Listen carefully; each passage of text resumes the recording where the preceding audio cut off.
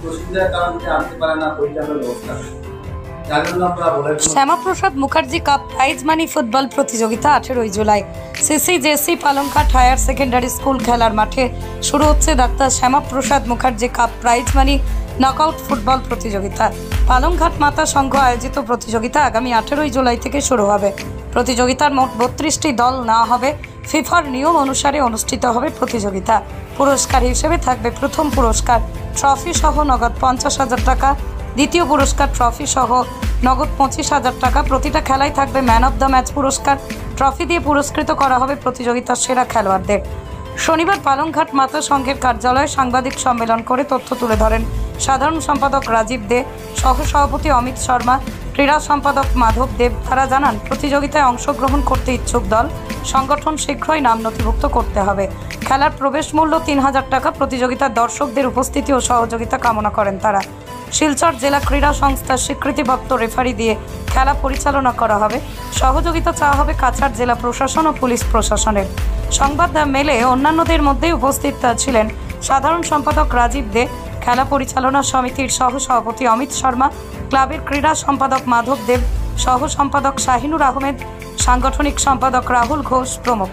প্রতিযোগিতার সুন্দর ও সুষ্ঠুভাবে সম্পন্ন করতে দল সহ সকল দর্শকের সহযোগিতা কামনা করেন মাতা সংঘের কর্মকর্তারা। আমরা ক্লাবের পক্ষ থেকে প্রতি বছর ন্যায় এইবার আমরা সবের আবেগে আমরা একটা ফুটবল খেলার আয়োজন করেছি। সেই খেলার নাম আমরা দিয়েছি doctor Shyamaprasad Mukherjee knockout football tournament.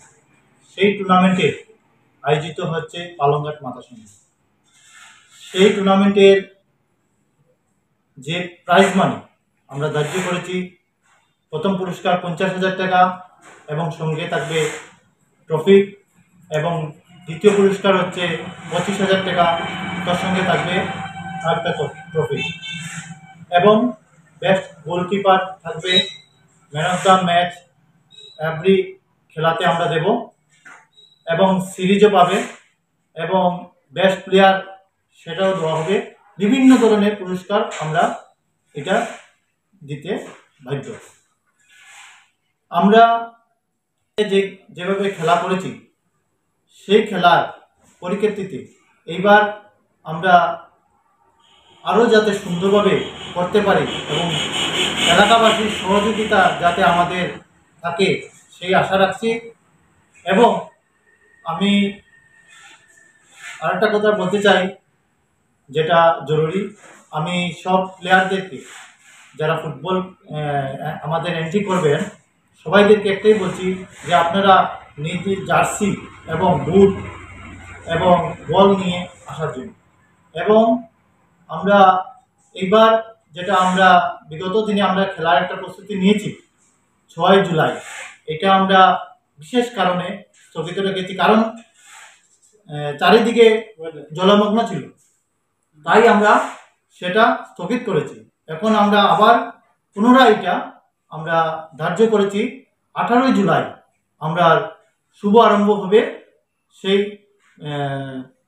Shyamaprasad Mukherjee knockout football tournament.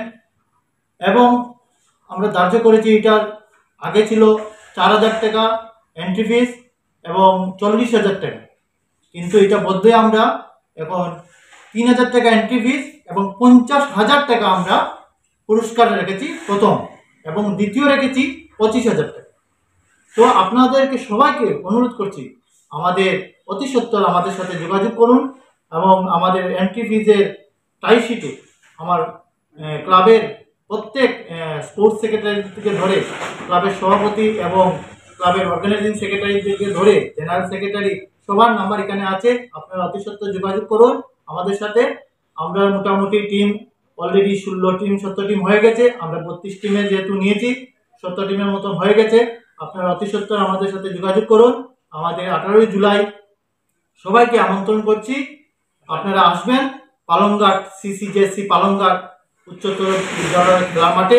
গত বছরের ন্যায় এবারও আমাদের পালংঘাটে ফুটবল মহারণের আয়োজন করেছে। তো আমাদের গত বছরের 16 টিমের খেলা ছিল, এই বছরে আমরা চিন্তাধারা করে 32 টিমের খেলার আয়োজন করেছি। তো আমাদের খেলা স্টার্ট হবে, শুভারম্ভ হবে আপনার এই মাসের 18 তারিখ।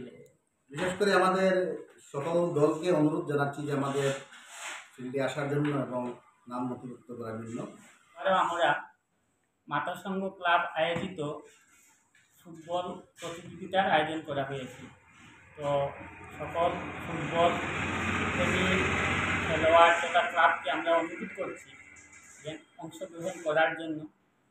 এই ফুটবল খেলায় যে দলগুলি আসবে তাদেরকে আমরা প্রথম পুরস্কার হিসাবে 50,000,